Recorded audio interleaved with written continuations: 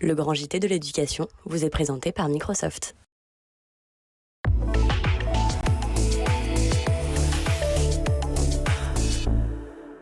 Bonjour à tous et bienvenue dans le Grand JT. Tout de suite le sommaire. Un étudiant sur 5 déclare ne pas manger à sa faim. 1 sur 10 bénéficiant de l'aide alimentaire a déjà dû dormir dans sa voiture. Quant aux soins médicaux, ils sont pratiquement inexistants. Un constat de plus en plus alarmant que pointent associations et syndicats. Alors que faire contre la précarité étudiante? On en parle dans quelques instants avec nos invités. Faire de sa passion des arts plastiques un métier à part entière, c'est le joli parcours de Morgane de Candale qu'on découvrira en seconde partie d'émission. Dans sa chronique Vue sur les réseaux, Loïc Landreau reviendra sur le mouvement MeToo Garçon qui fait son apparition depuis quelques jours. Loïc que l'on retrouve tout de suite pour l'actualité en bref. Bonjour Loïc. Bonsoir Virginie et bonsoir à tous. 267 pour, 50 contre. Les sénateurs se sont prononcés à une très large majorité pour l'inscription du droit à l'avortement dans la Constitution. Effectivement, hier soir, les sénateurs ont dit oui. La liberté garantie pour les femmes d'avoir recours à l'avortement fait un nouveau grand pas vers son entrée dans la Constitution française. Et c'est dans une version conforme à celle qui a été votée le 30 janvier dernier à l'Assemblée nationale. Mais pour que cette inscription soit définitivement actée, la réforme devra être adoptée à la majorité des 3/5 lors d'un congrès qui réunira les députés et les sénateurs à Versailles. Hier soir, d'ailleurs, juste après le vote, Emmanuel Macron a justement annoncé qu'il allait convoquer ce congrès le lundi 4 mars. Et l'adoption de ce texte ferait de la France un des premiers pays au monde à inscrire dans sa constitution le libre recours à l'avortement. Vie politique toujours avec la députée La France Insoumise, Rachel Keke, qui a dénoncé le racisme contre des lycéens à l'Assemblée nationale. Tout commence le 4 décembre dernier, lorsque des élèves du lycée professionnel de Fresnes, en région parisienne, viennent visiter l'Assemblée nationale. C'est alors que Rachel Keke publie ce X qui va déclencher plusieurs dizaines de commentaires racistes et haineux, certains évoquant un grand remplacement et la couleur de peau des lycéens. Et hier, la députée a interpellé la ministre de l'Éducation sur le manque de réaction du gouvernement face à ce déferlement. Écoutez. Les commentaires racistes qui visent des enfants sont horribles et inadmissibles. Et vous le savez, ce qui ont subi n'est pas un événement isolé.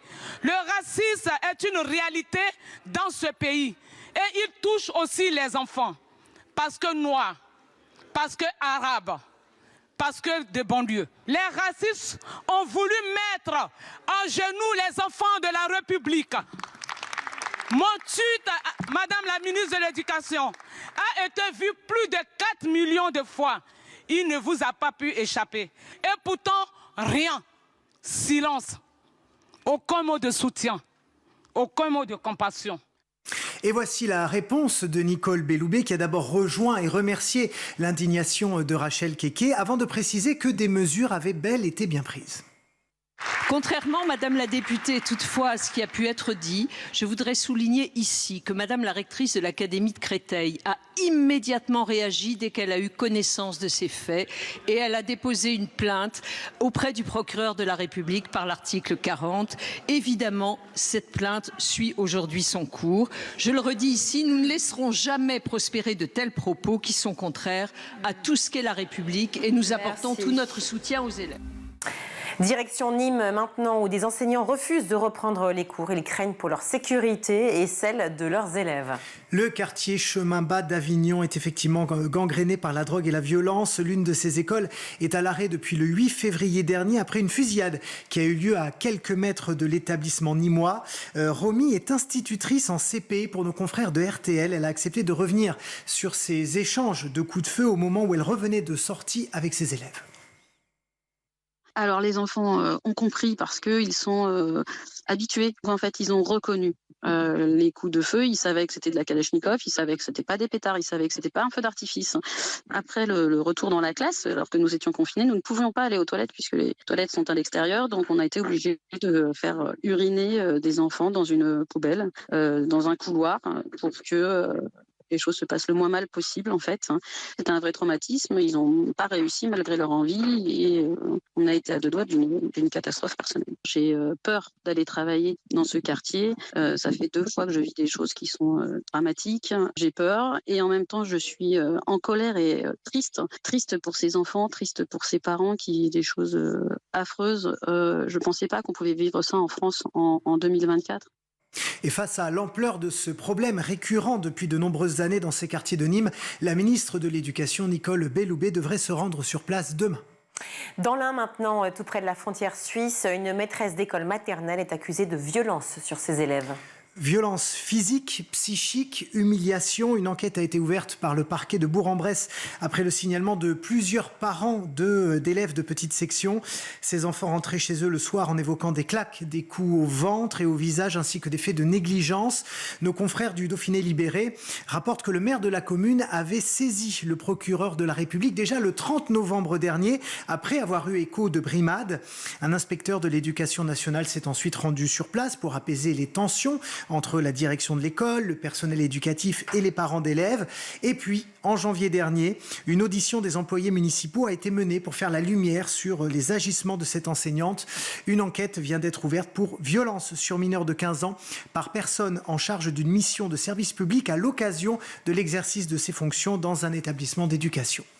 Sur un tout autre sujet, le salon de l'agriculture, c'est jusqu'à dimanche à Paris, dans le contexte tendu évidemment que l'on connaît. Et les membres du gouvernement font le tour des médias, notamment pour évoquer le futur de l'école. Avec cette question, doit-on imposer aux cantines et aux restaurations collectives des circuits courts pour la qualité alimentaire? La réponse de la ministre du Travail, Catherine Vautrin, est oui, avec des exemples concrets de collectivités qui sont déjà dans cette démarche vertueuse, qui soutient bien évidemment les agriculteurs locaux. Et la ministre a tenu quand même à insister sur la nécessité de sensibiliser les parents. Écoutez-la. Parce que quelquefois, certains parents peuvent vous dire « mon enfant est rentré à midi, il n'a pas mangé ». Alors vous regardez ce qu'était le repas à midi et vous vous rendez compte que par exemple, on a peut-être donné, je sais pas, peut-être pas des choux de Bruxelles, je vais peut-être un peu loin, mais des brocolis, merci, des brocolis ou des... Voilà, et là, je pense qu'il faut aussi qu'on explique que le meilleur des repas, c'est pas la saucisse dont je vais taire le nom et la frite, même si de temps en temps, ça peut faire plaisir. L'équilibre alimentaire passe vraiment par autre chose. Et ça, c'est vraiment le travail de nos cantines avec les parents, bien expliqué aux enfants. Merci beaucoup Loïc pour ces infos. On vous retrouve tout à l'heure pour évoquer le hashtag MeTooGarçon qui secoue les réseaux sociaux depuis quelques jours. 50% des étudiants se trouveraient avec moins de 100 € par mois de reste à vivre. Parmi ceux concernés par l'aide alimentaire, 1 sur 10 aurait dû déjà dormir dans sa voiture. Et les challenges sur TikTok se multiplient pour dénoncer la réalité difficile d'une vie précaire. Alors quels sont les constats et surtout les luttes qui pèsent sur la vie étudiante? On en parle avec nos invités tout de suite. Pour en parler, je suis ravie d'accueillir sur ce plateau Chêne Luthil. Bonjour. Bonjour. Merci beaucoup d'être avec nous. Vous êtes tête de liste au Crous de Paris. C'est ça, pour la liste de l'Union étudiante. Merci d'être là. Et face à vous, Yanis Zerguit, bonjour. Bonjour. Merci beaucoup d'être avec nous. Vous êtes membre et porte-parole du Bureau national de l'UNEF. Alors, selon une étude publiée, je disais en sommaire de cette émission, c'est une étude publiée en janvier par la Fédération des associations étudiantes. Eh bien, 1 étudiant sur 5 ne mange toujours pas à sa faim, faute de moyens. On va parler déjà du problème alimentaire pour commencer, parce que malheureusement, les problèmes sont extrêmement nombreux lorsqu'ils concernent la précarité étudiante. Est-ce que cette situation est nouvelle, selon vous, Chêne? Est-ce qu'elle date du Covid? Est-ce que c'est une situation que vous constatez depuis un moment? Alors non, d'après nous, elle est absolument pas nouvelle. Malheureusement, cette situation, elle a été révélée en tout cas médiatiquement au moment du Covid en 2020. Mais c'est une situation qui existait déjà depuis plusieurs années, même plusieurs décennies. On s'en rend compte, même dans le langage public. Enfin, c'est quand même assez normalisé quand on est étudiant de censé être dans la galère, de censé avoir un travail à côté, de censé un peu jongler entre plusieurs tâches, étudier, travailler, payer son loyer. Ce qui nous paraît pas normal, mais qui est un peu normalisé, on trouve actuellement. Et donc non, c'est un problème qui est pas du tout actuel et qui date depuis plusieurs dizaines d'années, mais qui fait que s'aggraver. Le Covid n'a fait a causé une aggravation qui ne s'est toujours pas résorbée et qui continue encore aujourd'hui. Ce que vous insinuez, c'est que finalement, comme c'est un peu établi et que c'est de fait, eh ben, en fait, les politiques ne s'intéressent pas au sujet. Finalement. Oui, clairement. Et puis on l'a vu il y a quelques jours sur les coupes budgétaires énormes au niveau de l'enseignement supérieur. On parle de 900 millions d'euros, alors que la précarité explose, qu'on a des universités qui sont parfois dans des états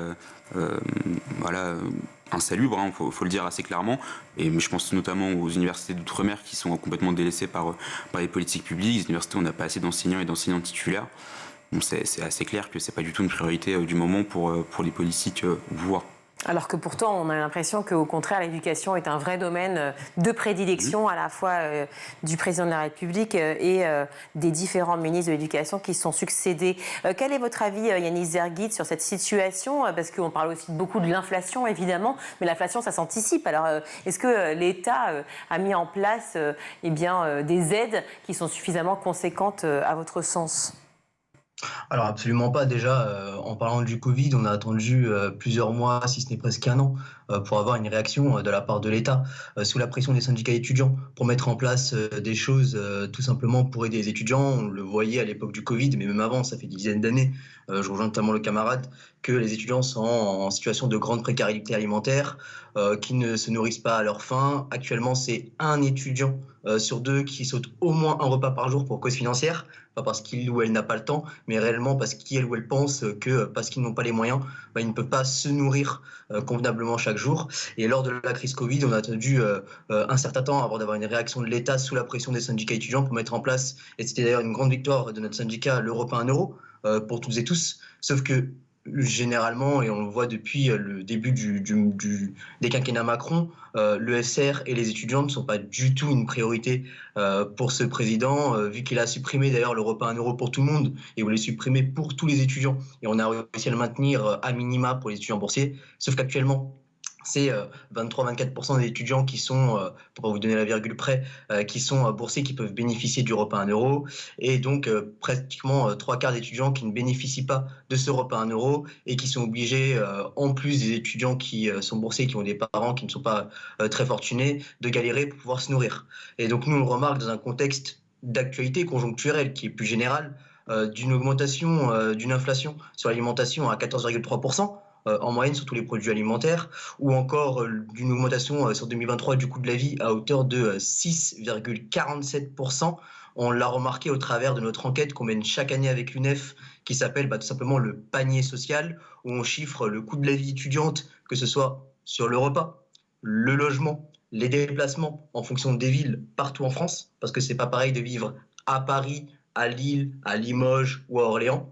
On remarque qu'il y a une augmentation moyenne du coût de la vie étudiante à hauteur de 6,47% et aucune réaction concrète de la part du gouvernement. Et vu qu'on parlait de repas à 1 euro, la seule réaction concrète de la majorité à l'Assemblée nationale, ça a été de voter en grosse majorité contre la généralisation du repas à 1 euro, qui a été pourtant proposée par une députée, Madame Keloua Hachi. Et donc on a perdu ce combat à l'Assemblée nationale d'une voix près. Il y a 184 députés qui avaient voté contre 183 pour, et malheureusement, ça fait qu'actuellement, un étudiant sur deux ne peut pas se nourrir convenablement et loupe au moins un repas par jour pour cause financière. Ce combat de repas à 1 euro, il peut être porté à nouveau, évidemment, devant l'Assemblée ou pas? Parce qu'effectivement, à une voix près, on se dit que forcément, déjà, la première chose, c'est que les députés sont plutôt effectivement sensibles à la cause, en tout cas presque à une majorité, disons-le. Et puis ensuite, parce que si on fait la différence entre le repas à 1 euro et les restos universitaires qui proposent un repas à 3,30 €, on voit bien que, évidemment, même 3,30 €, ce qui paraît peu, reste quand même beaucoup trop important compte tenu de la précarité aujourd'hui étudiante. Oui, absolument, mais en fait, tout ça, c'est qu'une question politique et une question de priorité.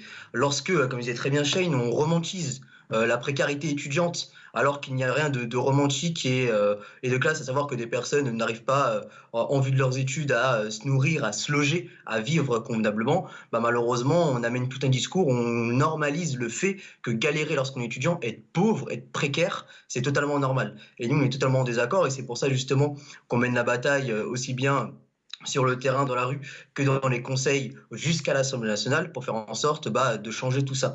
Et au sujet des députés, justement, c'est tout un travail de fond qu'on essaye de mener pour remettre en place le repas à 1 euro, que ce soit directement en lien avec les Crous ou à l'Assemblée nationale, sauf que il y a des directives au sein de certains groupes parlementaires, et notamment au sein de la majorité, qui ne vont pas dans le sens, de l'aide des étudiants, mais dans le sens d'idéologie économique toujours un petit peu plus mortifère pour les étudiants. Quand on sait que depuis 2011, les Crous ont obligation à être rentables ou à minima pouvoir s'autofinancer, là on est vraiment entré dans une perspective, dans une dynamique vraiment économique, où le seul objectif c'est de pouvoir avoir un budget à l'équilibre, alors qu'un service public c'est pas obligé d'être rentable normalement, c'est censé servir le bien commun, et là en l'occurrence non, le seul but c'est qu'on attend de la rentabilité de la part des Crous, qui n'est pas du tout l'objectif de base, mais d'aider les étudiants. Je le rappelle, vous êtes tête de liste au Crous de Paris, Chahine Luthil. Est-ce que c'est vos sentiments aussi? Effectivement, c'est ce souci de rentabilité et à chaque fois ces effets d'annonce qui sont beaucoup plus politiques finalement que concernantes, en tout cas humaines. Voilà. Alors là, oui, complètement, et on s'en désole parce qu'il faut quand même le dire, et je pense que c'est important de le comprendre. Le Crous, c'est quand même le seul service public qui est dédié à la vie étudiante. C'est quand même le seul service public qui permet à beaucoup d'étudiants, et moi le premier, de pouvoir vivre, qui nous fournit évidemment les bourses, mais les aides au logement, la restauration pour les étudiants étrangers, les étudiantes étrangères aussi, les aides à la mobilité. Donc heureusement qu'on a un service comme ça, comme le Crous qui existe. Malheureusement, il est complètement négligé aujourd'hui. On l'a vu il y a quelques jours, il me semble que c'était avant-hier, la directive de la nouvelle présidente du CNUS, Madame Bénédicte Durand, qui a annoncé une hausse des loyers généralisée sur le territoire à hauteur de 3,5%, qui reviendrait à environ sur cette résidence, et pour certaines personnes à 250 € de loyer par an en plus. Ce qui est complètement scandaleux. D'une part parce que c'est censé être compensé par une hausse des APL dont on n'a pas du tout... il n'y a pas eu de hausse. Oui, il n'y a pas eu de hausse, disons-le clairement, il n'y a pas eu de hausse des APL. Si on considère que... Les aides, oui, de logement. Les aides au logement, effectivement. Si on considère que ça a été compensé par la hausse des bourses, c'est encore une fois pas le cas, parce que la hausse des bourses, ça a été 10-15 € par mois par étudiant, ce qui est clairement pas assez. Faut pas... C'était quoi, un décret sur l'inflation? C'était l'an dernier, c'était suite à la mobilisation contre la réforme des retraites, il y a une hausse de 4% des bourses, mais ce qui ne compense pas du coup cette hausse de 3,5% parce que l'inflation a augmenté entre-temps. On n'a pas d'augmentation des revenus étudiants, il y a aussi les charges locatives qui vont augmenter, faut pas se le cacher au niveau des différents Crous de France. Le prix de la restauration aussi augmente, comme le disait Yanis, et on a une analyse qui est assez similaire. Le repas à 1 € n'est pas pour tout le monde.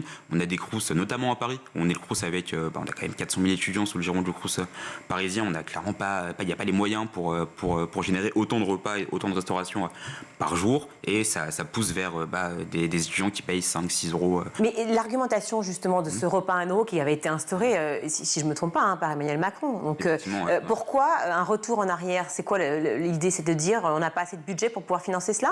Parce que là, c'est réservé uniquement, je le rappelle, aux étudiants boursiers ou précaires. Mais qui dit précaire? Tous les étudiants sont précaires, en fait. Donc, effectivement, ouais. Le repas à 1 €, la bourse, ça concerne environ un quart des étudiants et des étudiantes. Le retrait de ce repas à 1 €, ça a été pour des raisons économiques, et même, je dirais même, en fait, ça a été considéré, je pense, par une partie de la majorité présidentielle comme de l'assistanat, là où pour nous, c'est une nécessité.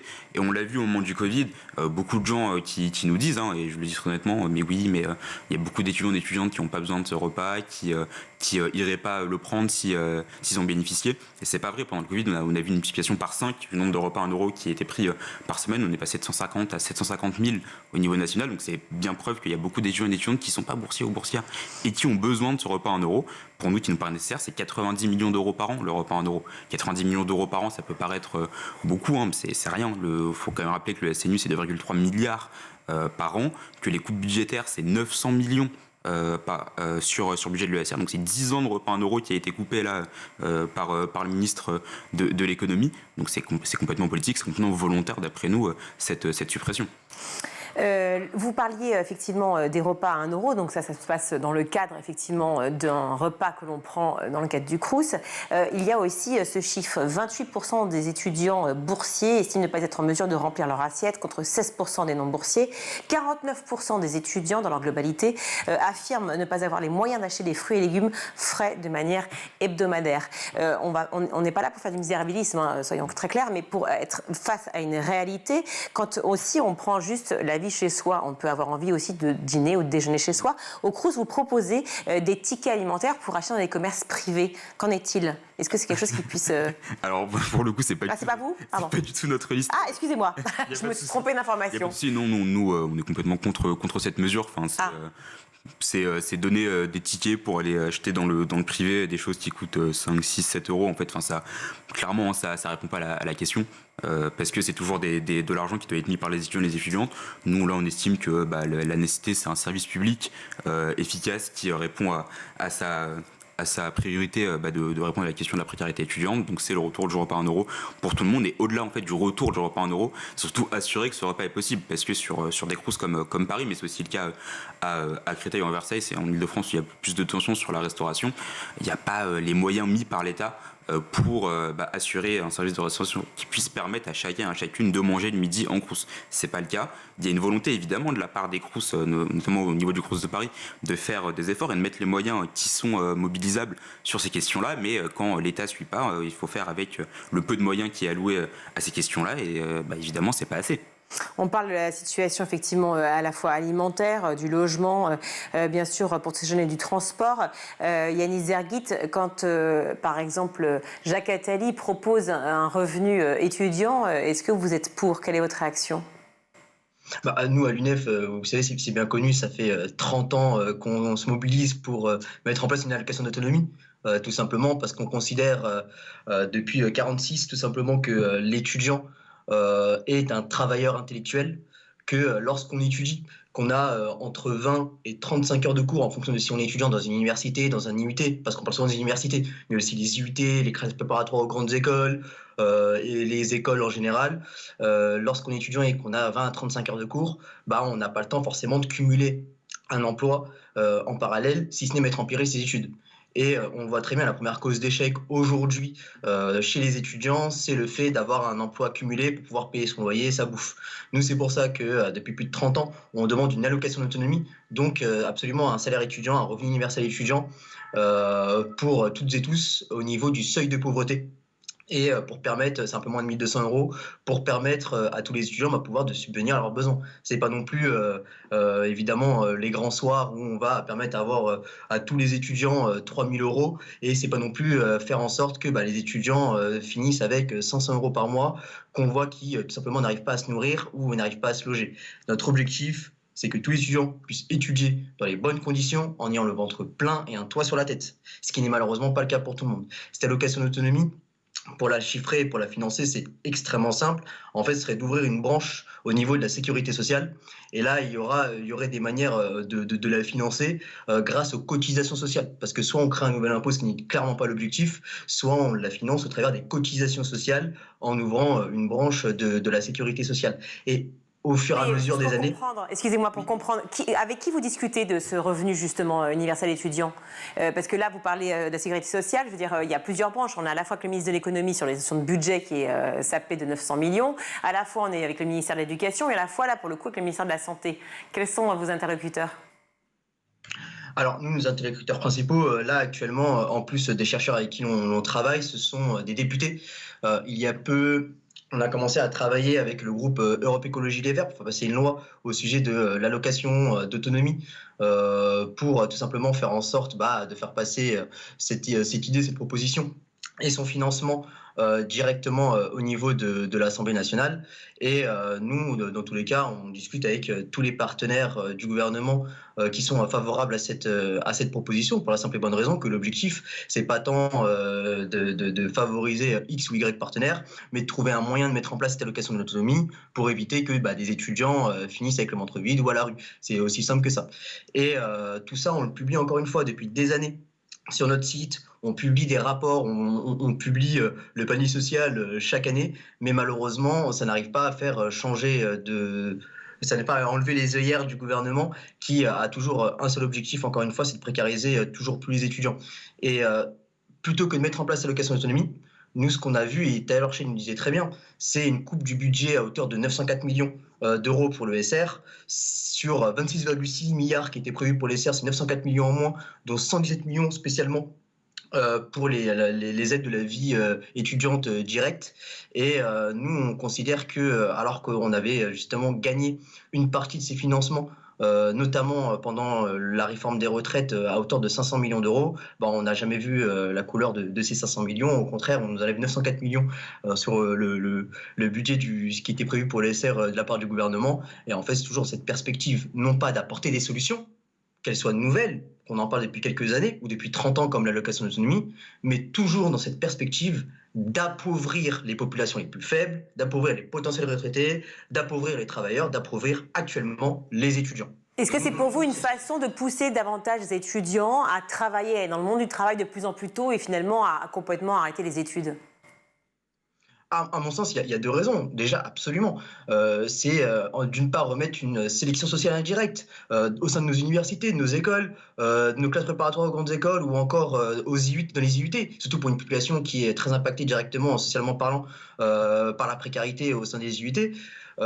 C'est évidemment mettre en place une limite, une sélection sociale via ceux qui peuvent financer leurs études, tout simplement pouvoir avoir de l'aide de la part de leurs parents ou autres, et mettre de côté ceux qui ont du mal à pouvoir financer leurs études. Et nous, on est totalement contre ça. On est pour le système de l'éducation supérieure républicain, permettre à tout le monde de pouvoir étudier comme il se doit et d'avoir le métier qu'il souhaite. Sauf qu'on n'est pas du tout dans cette vision, et même plus loin, plus que mettre en place cette sélection sociale.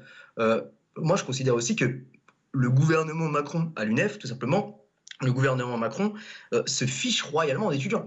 On disait que tout à l'heure, les étudiants pouvaient être, l'ESR et les étudiants pouvaient être une priorité de la part du gouvernement Macron, mais ce n'est absolument pas le cas. Il n'a juste tout simplement rien à faire. Ce n'est pas dans son schéma de pensée, dans son système de pensée. Pour lui, les étudiants sont une variable d'ajustement. J'entends. Dernière question, parce que malheureusement le temps presse, mais quand on parle effectivement et qu'on a le constat de cette situation de précarité évidente des étudiants ou de la plupart des étudiants, évidemment, quand on rogne sur l'alimentation, on rogne sur le logement, on rogne évidemment sur l'aspect culturel, et ça c'est une évidence. On ne va plus au cinéma, on ne va plus au théâtre, on ne va plus aux expos, on ne sort plus, il y a une solitude extrême, et évidemment on rogne aussi sur les dépenses de santé, j'imagine, Chahine Utile. Voilà, évidemment, et on se rend bien compte que la majorité des étudiants, faut pas se le cacher, qui n'ont pas les moyens de se soigner aujourd'hui. Parce que quand on se rend compte, et c'est le constat qui a été fait via les étudiantes, via l'enquête qui a été menée à la rentrée sur le mal logement, qu'on a un étudiant sur deux qui est mal logé, qu'on a 70% du budget des étudiants qui part dans le loyer, ce qui reste, ça part dans l'alimentaire, pas assez évidemment, et il n'y a rien qui part dans la culture, il n'y a rien qui part de la santé. Et c'est un vrai problème sur les questions évidemment de santé physique, sur aller consulter un médecin, aller consulter un dentiste, un ophtalmologiste, c'est pas possible et ça coûte évidemment très cher, notamment à Paris, on n'a pas beaucoup de médecins qui sont conventionnés secteur 1, donc ça coûte très cher d'y aller. Sur les questions de santé mentale aussi, évidemment, la santé mentale, c'est absolument pas une problématique qui existe, je pense, pour le gouvernement, et c'est terrible comme constat, c'est terrible. On a des étudiants qui sont dans des situations de détresse psychologique, qui sont des situations qui nécessitent en fait un suivi psychologique, que ce soit avec un psychologue, un psychiatre. En trouver un à Paris déjà, c'est compliqué. Pouvoir le payer, c'est compliqué. On a la chance, dans quelques universités, d'avoir des services de santé étudiants avec des médecins ou des psychologues à disposition, mais généralement, c'est 1 ou 2 psychologues sur une université de 40 000 étudiants et étudiantes, c'est pas possible. Et c'est en fait se priver de ces soins médicaux. Et évidemment, et dans la même dynamique évidemment que le salarié étudiant, c'est un facteur d'échec qui est très important. Et c'est un souci qu'il faut régler, mais qui n'en est pas un, je pense honnêtement, pour le gouvernement aujourd'hui. Avec une telle situation effectivement de précarité, on se doute bien que c'est le serpent qui se mord la queue sur le niveau en termes psychologiques. Merci beaucoup à tous les deux, en tout cas, d'avoir été sur le Grand JT. Chahine Utile, vous êtes tête de liste au Crous de Paris. Merci d'avoir été là sur ce plateau. Et Yanis Zerguit, merci beaucoup aussi d'être sur le Grand JT, membre et porte-parole du Bureau national de l'UNEF. Merci. On marque une courte pause, on se retrouve.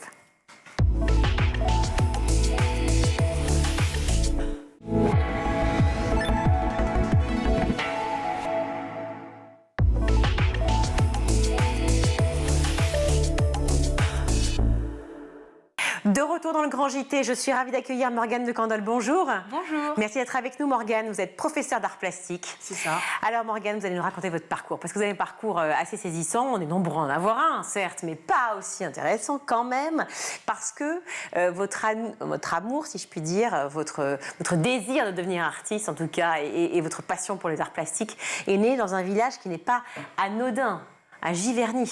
Tout à fait, je viens de la région et en fait, à l'époque où j'ai grandi là-bas, j'ai eu la chance de suivre des cours de peinture et de dessin dans un atelier d'artiste à Giverny, Michel Debully qui est artiste là-bas et voilà, ça m'a ouvert à tout un tas de portes, on va dire, ensuite. Vos parents étaient déjà en fait assez ouverts sur les arts, c'était une passion qu'ils avaient ? Complètement, ils ont tous les deux fait des études artistiques et aujourd'hui mon papa est guitariste de rock. D'accord, mais rien à voir avec la peinture. Rien à voir avec la peinture, mais on reste quand même dans le domaine artistique. Dans le domaine artistique, voilà. Magnifique. Bon, en tout cas, c'est un dessin tout tracé, parce qu'en naissant à Giverny, en travaillant, enfin en tout cas en étudiant les arts dans un atelier, ça vous mène effectivement avec des études, alors certes un bac général, je crois, filière économique et sociale, mais avec une option art plastique quand même majeure. Vous continuez les cours de peinture en activité extrascolaire, et vous poursuivez en obtenant plusieurs diplômes, mais vous avez une révélation à l'école Corvisart à Paris. C'est ça, en fait, après l'obtention de mon BTS en design graphique, je me suis rendu compte que travailler sur un ordinateur, etc., c'était pas trop mon truc. Alors j'ai poursuivi avec une formation en illustration à l'école Corvisart dans le 13e. Et c'est ça vraiment qui m'a permis de m'ouvrir à ce métier qui est le métier d'illustrateur. Et voilà. Mais quand vous dites, en fait, c'est une sorte de révélation, d'illumination, vous aviez déjà une appétence, évidemment, pour l'art, un désir de faire partie de ce métier-là. Vous le dites, vous étiez dans une famille d'artistes. Voilà, vous appreniez à peindre dans cet atelier. Vous aviez une option, art plastique à côté. Enfin, tout ça, c'était... Qu'est-ce qui s'est passé précisément à l'école Corvisart ? C'est la rencontre aussi avec un prof, c'est quoi ? Oui, avec les professeurs notamment. Et j'ai eu la chance d'avoir un super professeur qui s'appelle Laurent Corvézier, qui est illustrateur jeunesse, et ça a vraiment été, on va dire que ça a vraiment pesé dans la balance de l'ouverture à ce métier. Et oui, puis la rencontre avec les autres élèves aussi qui ont leur univers propre, etc. Et c'est là qu'on se rend compte ce qu'on veut vraiment faire dans la vie. On sait que la matière art plastique est assez déconsidérée aujourd'hui à l'école. Elle était déjà à mon époque, ça commençait beaucoup. Quel regard vous portez justement sur l'importance des arts plastiques aujourd'hui dans le système scolaire ? Eh bien, c'est capital à mon sens. C'est vrai que quand on regarde un petit peu les cours d'art plastique qui sont donnés au collège et au lycée, on a souvent la vision... de la prof d'art plastique un peu faux-folle, voilà, on prend pas trop ça au sérieux, alors que pour moi c'est véritablement capital pour le bien-être en fait des ados, des enfants. Aujourd'hui, je pense que c'est pas une matière qui est assez valorisée, on en fait qu'une heure par semaine en général dans des filières générales. Alors que... Mais est-ce qu'elle est assez bien enseignée aussi ? Qui sont de pédagogie, oui, peut-être. Oui, c'est ça. Alors, ça dépend du prof qu'on a, effectivement. Mais selon moi, elle est bien enseignée, mais elle n'est pas assez valorisée d'un point de vue culturel. C'est-à-dire qu'on dit toujours le cours d'art plastique, c'est un petit peu bon, ça passe à la trappe, c'est pas valorisé non plus en termes de coefficients. Voilà, si on ne prend pas les options art plastique, etc., en général, c'est pas... Comme le cours de musique, en fait. Oui, voilà, c'est un petit peu le truc qu'on prend par-dessus la jambe, et voilà. Alors qu'en fait, pour vous, l'art plastique, enfin les arts plastiques, peu importe l'âge d'ailleurs, oui.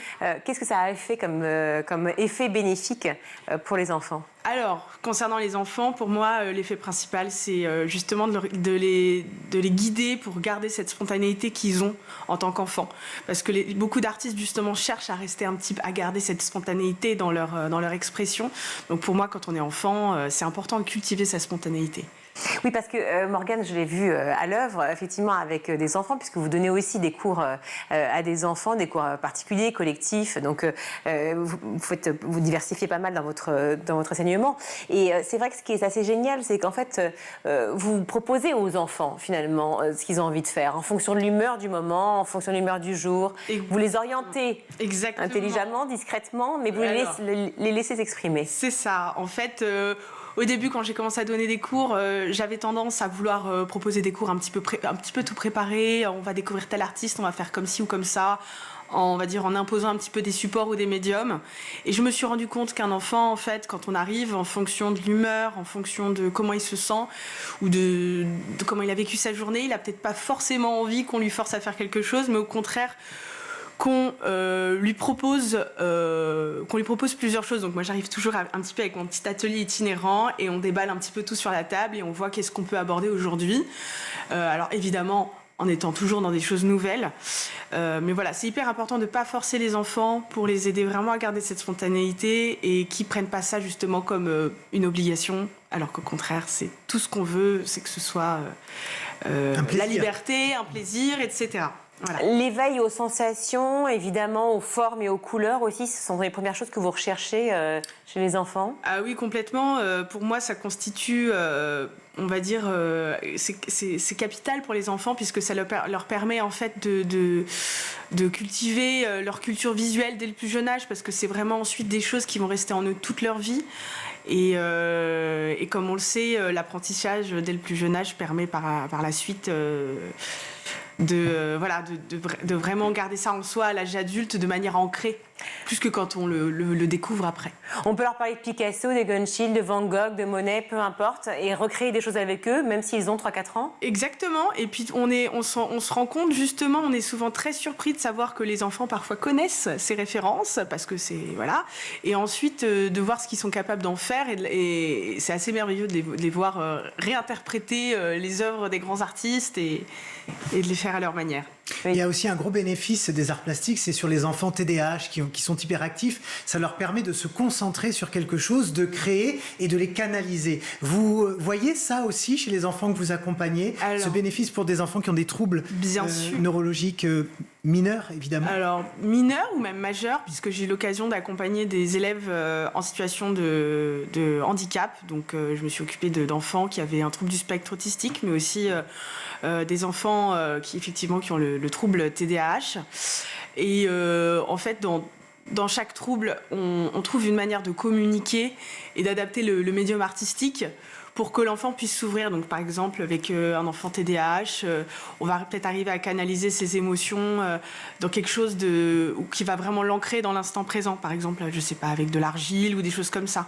Dans un autre cas, avec un enfant qui a un trouble du spectre autistique, peut-être que les couleurs, justement, ça va être quelque chose qui va l'aider à partager son univers, à communiquer ce qu'il n'arrive pas forcément à sortir avec des mots. Donc voilà, on est toujours dans l'adaptation en fait, à chaque instant. Les associations que vous avez rencontrées vous ont amené, Morgane, à pouvoir exercer votre métier de manière absolue. Maintenant, vous avez créé, je crois, un atelier d'artistes. Vous organisez des expositions, c'est ça, qui est à Paris, dans le 20e. Et pour ceux qui auraient la chance, ou pas, mais en tout cas, de voir la fresque murale sublime de l'hôpital Necker, je crois que c'est vous, c'est ça? C'est tout. On n'a jamais parlé ensemble, mais j'ai cru repérer c'était Morgane qui l'avait faite. Donc voilà, vous êtes là et associé toujours avec évidemment ceux qui vous ont porté et suivi depuis le début. Tout à fait. Et puis ces enfants qui, à mon avis, ne vous lâcheront jamais dès qu'ils vous ont adopté. Merci d'avoir été avec nous, Morgane de Candolle. Merci pour nous beaucoup. parler des arts plastiques et de votre passion justement en tant que prof d'art plastique. Cher Loïc, c'est à vous. On va parler de, j'allais dire enfin, du hashtag MeTooGarçon. Et oui, la violence n'a pas de genre. Alors, vu sur les réseaux cette semaine, le hashtag MeTooGarçon, ou quand les hommes prennent la parole pour dénoncer les abus dont ils ont été victimes dans le monde du cinéma. Eh oui, les hommes aussi sont des proies pour des producteurs, des réalisateurs, des agents, d'autres comédiens même. Et ce qu'on découvre ces derniers jours avec l'afflux de témoignages sur ce hashtag MeTooGarçon, c'est qu'évidemment, ça va bien au-delà du cinéma et c'est beaucoup plus fréquent qu'on peut penser de prime abord. Alors, est-ce qu'on peut d'abord revenir sur la façon dont tout a commencé, Loïc? Alors, celle qui a ouvert la voie, celle qui a redonné un nouveau souffle au mouvement MeToo en France, c'est Judith Godrèche, le 6 janvier dernier, en story sur Instagram. Elle dénonce une emprise, un harcèlement sexuel et des viols de la part du réalisateur Benoît Jacot alors qu'elle était adolescente. Des accusations qu'elle renouvelle sur France Inter le 8 février dernier et auxquelles elle associe le réalisateur Jacques Doyon également. Et entre-temps, le 20 janvier dernier, Yanis Marshall, qui est donc l'ancien chorégraphe de la Star Academy sur TF1, a publiquement dénoncé l'emprise et les agressions sexuelles qu'il aurait subies de ses 14 à ses 16 ans de la part de Bruno Vandelli, qui est c'est un ancien chorégraphe, lui, de Popstar sur M6, hein, ça remonte à il y a une vingtaine d'années, et actuel professeur de danse. Et dans la foulée, un comédien a également décidé de raconter l'enfer qu'il a vécu quand il était tout jeune adolescent. Il s'agit d'Aurélien Vic. Il a 43 ans aujourd'hui et depuis 2016, il joue dans Munch, la série de TF1. On l'a vu aussi dans plusieurs téléfilms et séries, que ce soit sur France 2, Canal+, Netflix, etc., dans beaucoup de longs métrages aussi d'ailleurs. Et c'est un acteur qui a commencé très jeune. Et le 22 février, donc il y a une semaine tout pile, la veille de la cérémonie des Césars, il a publié cette story sur Instagram. Regardez, de mes 11 ans à mes 15 ans, j'ai été abusé par mon agent et d'autres gens de son entourage. J'ai porté plainte à 16 ans car il le faisait à d'autres. Je l'ai envoyé en prison. On était plusieurs gamins au procès. Il a pris 5 ans. C'est possible. Voilà. Et il a également dénoncé, je le cite, des dîners piégés organisés par des vieux avec plusieurs mineurs. Et il a affirmé que jusqu'à 25 ans, on lui avait proposé des rôles en échange de faveurs sexuelles. Et il parle d'agresseurs hommes et femmes, les deux. Et donc c'est là qu'il a engagé, lui, Aurélien Vic, tous les hommes à témoigner sur ce hashtag MeTooGarçon. Oui, et en quelques jours, des milliers de témoignages de comédiens ou d'anonymes ont été publiés sur les réseaux sociaux. Alors que pendant longtemps, effectivement, on a pu penser que ça n'arrivait qu'aux femmes. Il y a toujours ce cliché, vous savez, du masculin, de l'homme qui se défend, qui s'écrase pas, qui répond. C'est ce qu'on appelle l'idéologie de la virilité. Eh bien, on découvre qu'en fait, le système pervers du cinéma, et dans d'autres secteurs d'ailleurs, touche vraiment tout le monde. Écoutez Emmanuelle Dancourt, elle est présidente de MeToo Média au micro de France Info. C'est peut-être encore plus compliqué pour les hommes d'en parler parce qu'ils ont été élevés, la plupart, dans une masculinité toxique où un homme c'est un dur, un homme ça ne pleure pas, on est encore beaucoup là-dedans. Hein. Il y a une sorte de tabou encore plus important pour eux, peut-être que pour les femmes. Après, libérer sa parole, ça reste quelque chose qui n'est pas facile. Les témoignages continuent de se multiplier, évidemment, sur X, sur Instagram et même TikTok. Et des milliers d'anonymes, bien sûr, mais aussi des personnalités, des écrivains, des journalistes, des politiques qui racontent avoir été abusés dans leur enfance ou leur adolescence. C'est le cas, par exemple, du député La France Insoumise de Loire-Atlantique, Andy Kerbrat. Un des témoignages que Aurélien Vic nous amène, et que moi je dis, c'était de libérer la parole. Dites, c'est le premier facteur de réparation, racontez vos histoires. Mais aussi, si vous pouvez, d'aller porter plainte. Même si je sais que la réalité, c'est que seulement 3% de condamnations pour les faits d'inceste et de pédophilie. Et bien moi, un de mes rôles aussi, c'est de dire à toutes ces femmes, à tous ces hommes, c'est je vous crois. Parce que je sais, 96% des plaintes ou des histoires qui sont racontées par des personnes qui ont fait le MeToo sont des réalités. Et parmi les nombreux messages qu'on peut lire sur les réseaux sociaux, malheureusement, il y a beaucoup de témoignages de viols et d'agressions sexuelles dans le milieu de l'école, par des camarades, par des enseignants, par des agents périscolaires. Mais ce qui est aussi un peu inquiétant, c'est vrai, avec ce hashtag, c'est qu'on peut lire beaucoup de messages de femmes qui remettent en cause la parole des hommes. On vit en fait le MeToo de 2017, mais à l'envers maintenant.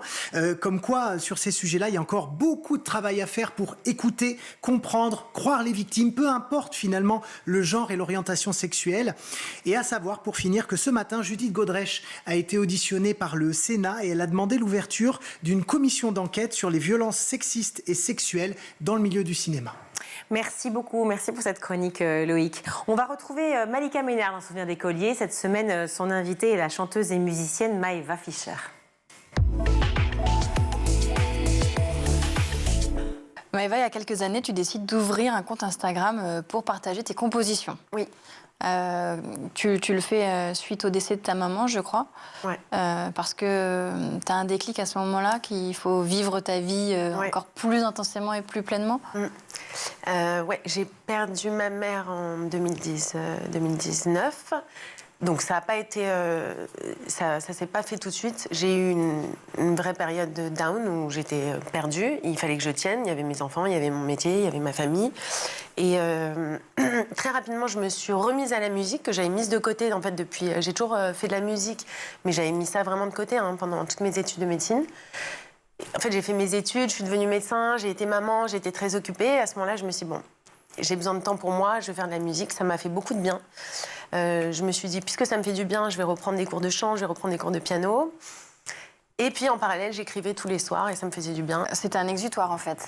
Voilà, à ce moment-là, c'est vraiment venu comme un échappatoire, ça m'a fait beaucoup de bien. Donc j'ai décidé de faire de plus en plus de musique, de reprendre des cours de chant, de reprendre des cours de piano. Et j'en ai tellement fait qu'en fait, comme j'écrivais plein de morceaux, je les enregistrais. Et donc je passais mes week-ends et mes soirées à aller au studio, à composer. Et puis après, il y a eu le Covid. Et au moment du Covid, on a tous été un peu... On ne savait plus quoi faire, on était tous un peu perturbés. Et mon mari m'a dit, écoute, c'est trop bizarre en fait. Tu passes tes soirées et tes week-ends à écrire des chansons, à les enregistrer. Et personne ne le sait, on dirait que c'est un secret. Donc, lui, tu lui faisais écouter. Ouais, lui, il écoutait. Il était convaincu que c'était... Ouais, en tout cas, il voyait que ça me faisait du bien, que c'était... Au début, franchement, on peut pas dire que c'était génial, hein. C'était bien, mais c'était pas non plus extraordinaire ce que je faisais. Il y avait des trucs bien, mais il y avait des trucs moins bien. Et il m'a dit, écoute, vas-y, partage, essaye de voir ce que ça donne. Donc à ce moment-là, à la sortie du Covid, j'ai monté mon compte Instagram. Je suis partie de zéro abonné. J'ai commencé à mettre mes musiques. J'en ai même pas parlé à ma famille à ce moment-là. J'ai commencé à mettre mes musiques, mes compos, et en fait, les gens s'abonnaient les uns après les autres. Et en fait, ce qui est très drôle, c'est quand je re-regarde les premiers posts que je faisais, franchement, il y avait vraiment plein de trucs bidons, mais c'est vrai qu'en tout cas, tout ce que je me suis mise à nu, quoi. Donc, ça a plu. Mais les gens, tu les connaissais pas, comment ils arrivaient sur ton Instagram? Je sais pas, je mettais des hashtags musique, tu sais, genre hashtag musique, hashtag chanson, et je sais pas, les gens, ils s'abonnaient, ils venaient, et puis en fait, très rapidement, j'ai eu des gens qui me disaient ce texte, il m'a parlé, j'ai pensé à ma maman, j'ai pensé à moi, j'ai eu l'impression que vous l'avez écrit pour moi, et donc ça m'a donné beaucoup de force. Et donc à ce moment-là, j'ai commencé à faire de plus en plus de musique et à mieux organiser les choses. Et ce qui est drôle, ça continue de grossir. Et je suis très contente de ne pas avoir attendu que tout soit parfait pour me lancer. Est-ce que tu t'attendais à un succès pareil? Non, en fait, j'avais rien prévu. Enfin, Non, je suis très contente. Je suis très contente. Je me fais plaisir et en plus, apparemment, je fais plaisir à d'autres personnes. Donc, c'est très, très bien et je suis très heureuse. Bon, en termes d'organisation, on se pose tous la question. La famille nombreuse, un métier prenant et en plus une passion qui prend aussi beaucoup de temps. Comment tu fais? Je dors pas beaucoup. Non, c'est une vérité, je dors pas beaucoup. Et je suis aidée aussi, bien sûr. J'ai la chance de pouvoir m'offrir une aide. Enfin, voilà, j'essaye d'organiser les choses pour que ce soit... On le voit pas, mais en fait, le studio de musique dans lequel je travaille, soit je vais travailler de chez moi, soit je vais travailler vraiment dans un studio qui est juste à côté de chez moi. Donc parfois, je repasse pour le déjeuner, pour aller chercher mes enfants, déjeuner avec eux. J'essaye d'organiser mon planning pour être là le soir pour faire les devoirs. Être là le soir au coucher pour leur dire les choses importantes. Et après, je m'éclipse le soir quand ils dorment. Enfin, voilà, j'essaie de... Est-ce que ce succès, qui est quand même encore récent, ça te donne envie de te consacrer encore plus à la musique, à un point qu'à un moment donné, on peut se dire que tu feras plus que de la musique? C'est vraiment une question qui est très difficile. Je me la suis posée, j'ai répondu plein de fois dans ma tête et je sais pas. La médecine, c'est vraiment une passion pour moi et j'en ai besoin. C'est quelque chose qui me garde les pieds sur terre aussi et qui me nourrit. C'est-à-dire quand je sors du cabinet, quand je sors de l'hôpital, je me dis... J'ai vraiment servi à quelque chose. Même si je sers à quelque chose avec la musique, j'ai vraiment eu un impact sur la vie. Il y a toujours une ou deux personnes où vraiment on y va, on se dit, bon, là, j'ai pas servi à rien aujourd'hui. Et d'un autre côté, je vois bien que ce serait bien peut-être d'avoir un peu plus de temps pour la musique.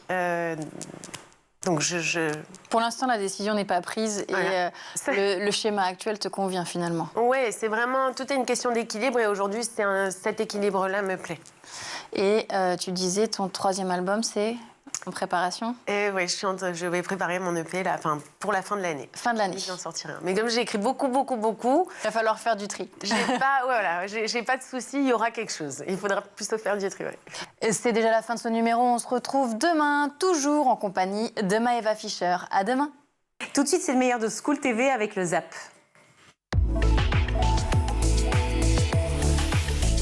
L'année suivante du Covid, j'ai un enfant qui est venu me voir, qui m'a dit, écoutez, maître, j'ai réfléchi après ce que vous nous avez dit sur tout ça, les communications qui se multiplient, qu'on n'a plus un temps, on est tout le temps interrompu, et j'ai éliminé 20 groupes WhatsApp. Il me reste plus que 4. 10 ans. Portable, 24 groupes WhatsApp. Et là, je me suis dit, il se passe quand même quelque chose. C'est allé vite. Voilà, ça va très vite. Tout s'accélère. Il y avait un très bon documentaire là-dessus, vous devriez le regarder. On voit bien que le contrôle parental, c'est un des premiers trucs que les enfants disent quand même quand on on leur demande ce qu'il faudrait faire pour améliorer les choses. Souvent... Ce qui est sympa, c'est une demande aux parents, faites le job, quoi. Exactement. Mais pour le coup, on est nous-mêmes tellement enclins, malgré nos bonnes résolutions, à quand même dévier parce que ces algorithmes et toute cette offre est pléthorique, qu'ils ont la bonne réaction. C'est comme quelqu'un qui boit trop et qui dit enlevez-moi la bouteille de là, d'une certaine manière. Ou qui dirait au barman, sois sympa, tu me sers pas la prochaine fois. Voilà.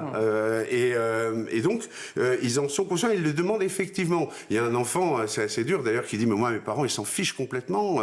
Et il le dit pas gentiment. Il n'est pas content que ses parents s'en fichent. On sent qu'il y a une souffrance et que c'est cet isolement qui se résout un petit peu comme ça dans les écrans. Vous sentez aujourd'hui que la nouvelle génération, elle est sensible, particulièrement sensible à ce sujet de la seconde main, du vintage, quelque part? Alors, c'est sûr qu'elle est hyper sensible. Ouais. Pourquoi?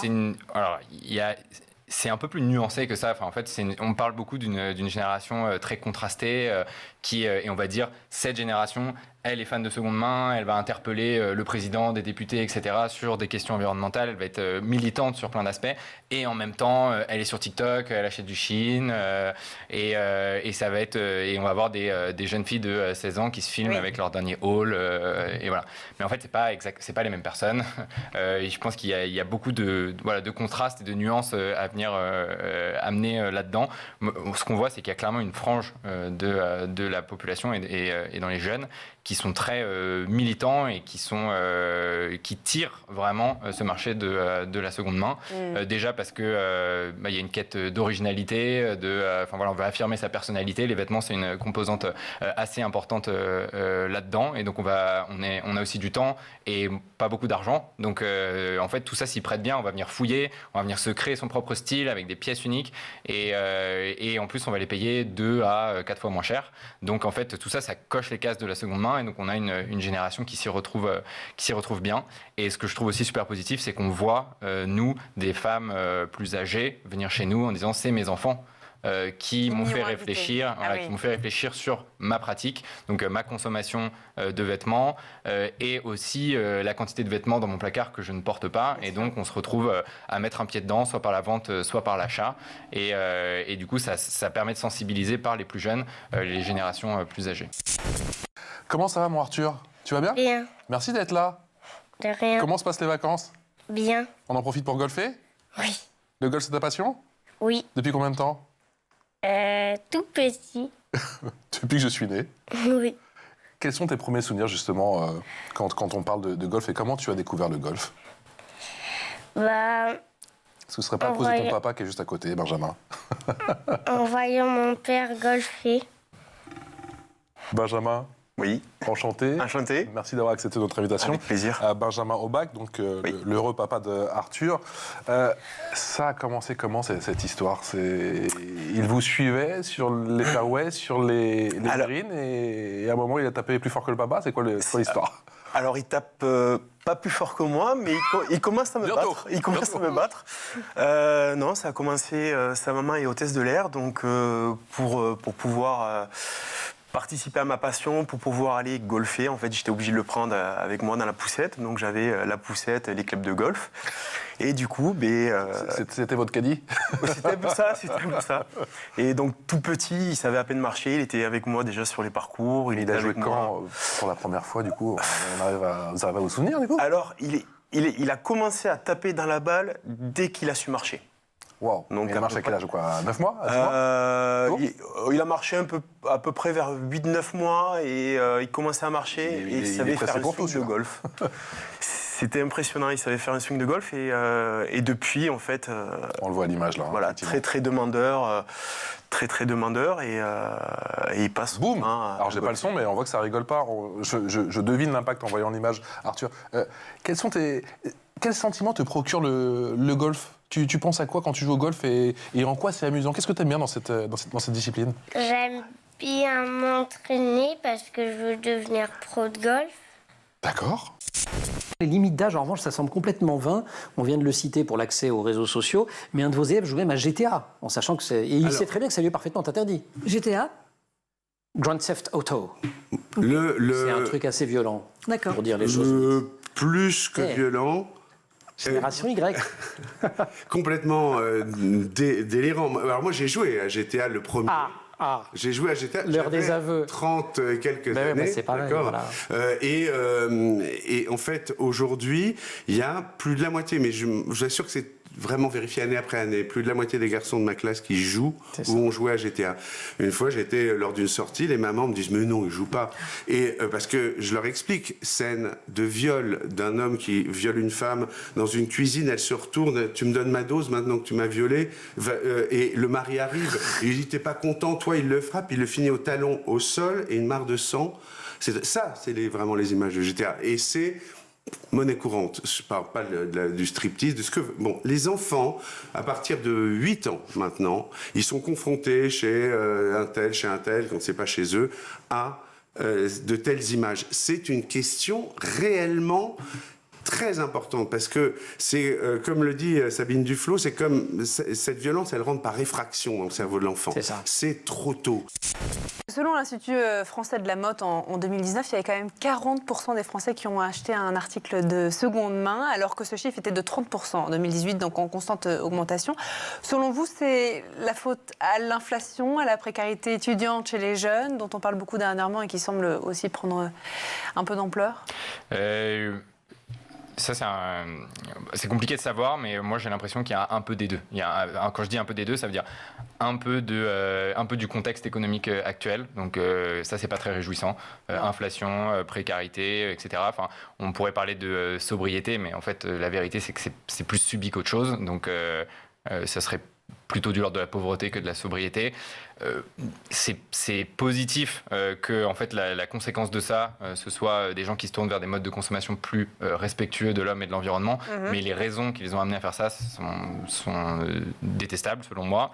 Et après, il y a une autre part qui est quand même l'éveil des consciences sur les sujets environnementaux.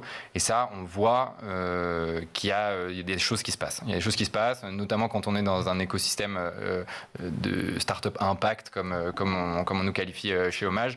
On échange beaucoup avec des entrepreneurs qui essayent de résoudre tel ou tel défi environnemental et climatique. Et on voit quand même que les échos de ces projets-là, dans les médias, auprès de la société au sens large, et en particulier auprès des générations jeunes et des jeunes engagés, ils se font de plus en plus forts. Enfin, c'est un truc qui marche de plus en plus. Je crois que j'ai vu des statistiques là cette semaine sur le nombre de jeunes qui veulent avoir un job à impact. C'est des chiffres hallucinants, type 75-80%. Enfin voilà, plein de jeunes des générations précédentes. Très différentes des générations précédentes. Plein de jeunes qui choisissent leur entreprise d'abord sur des critères d'impact environnemental et social avant de choisir sur la rémunération. Donc tout ça, je pense que c'est aussi une lame de fond assez puissante. Qui contribue à dynamiser le secteur. Gabriel, est-ce que c'est un sport pour tous ? Est-ce que c'est pour toutes les bourses, effectivement ? Comment on fait pour trouver de l'aide si on n'a pas forcément les moyens ? Bien que c'est l'image, comme vous l'avez dit au début de l'émission, en fait, le golf se démocratise vraiment de plus en plus et il faut vraiment casser les barrières et le golf est ouvert à tous. C'est pas si on peut commencer. Moi qui viens d'une famille assez simple, j'en suis là aujourd'hui. Je suis un exemple parmi tant d'autres. Donc oui, c'est vraiment ouvert à tous. Mais comment vous avez fait concrètement, justement ? Justement, il y a un moment, il faut trouver les partenariats, les sponsors, il faut communiquer.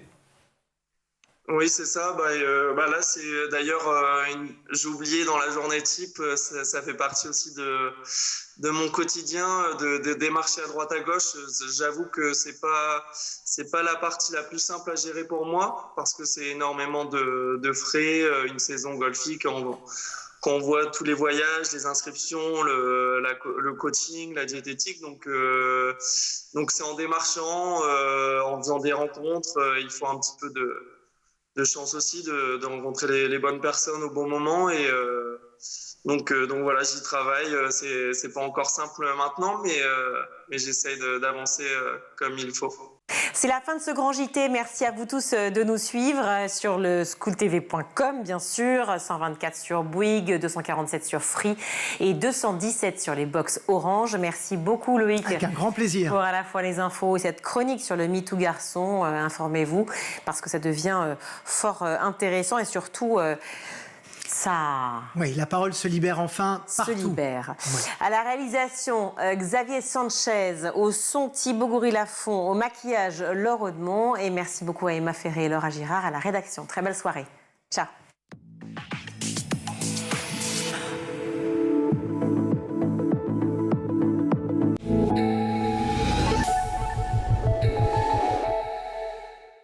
Vous avez regardé le Grand JT de l'éducation avec Microsoft.